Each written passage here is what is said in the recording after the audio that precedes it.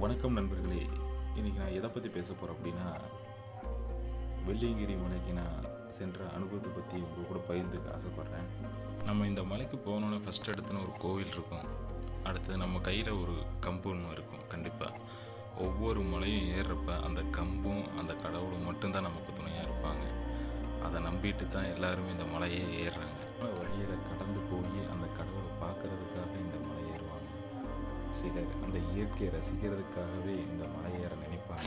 ஆனால் கண்டிப்பாக அதோட ஒவ்வொரு மலையும் நம்ம கடந்து போகும்போது நமக்கு ஒவ்வொரு விதமான ஒரு அனுபவத்தை தரும். கண்டிப்பாக இந்த மலையில் நம்ம ஒவ்வொரு மலையை கடக்கும்போது அந்த ஒவ்வொரு மலையிலுமே பார்த்திங்கன்னா ஒவ்வொரு கடவுள் இருப்பாங்க.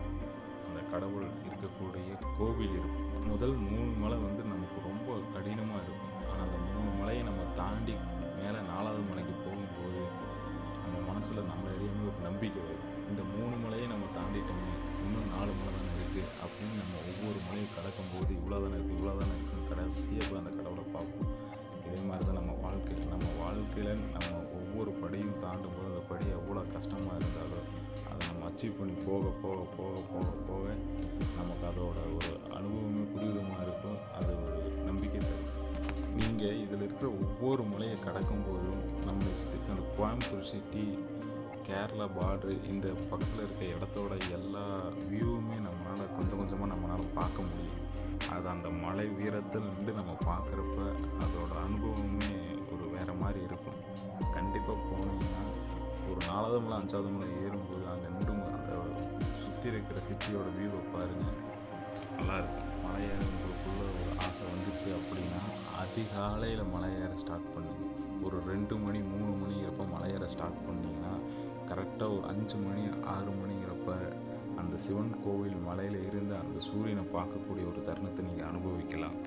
நீங்கள் ஒரு அழகான விஷயத்தை நீங்கள் பார்க்கலாம். எப்படின்னா, நீங்கள் ஃபஸ்ட்டு மலையிலிருந்து 6வது மலை எண்டு வரைக்கும் நீங்கள் போயிட்டீங்க அப்படின்னா அந்த 6வது மலையில் பார்த்தீங்கன்னா இயற்கையாக வர தண்ணி, அது ஒரு ஸ்விம்மிங் பூல் மாதிரி கட்டி வச்சுருப்பாங்க.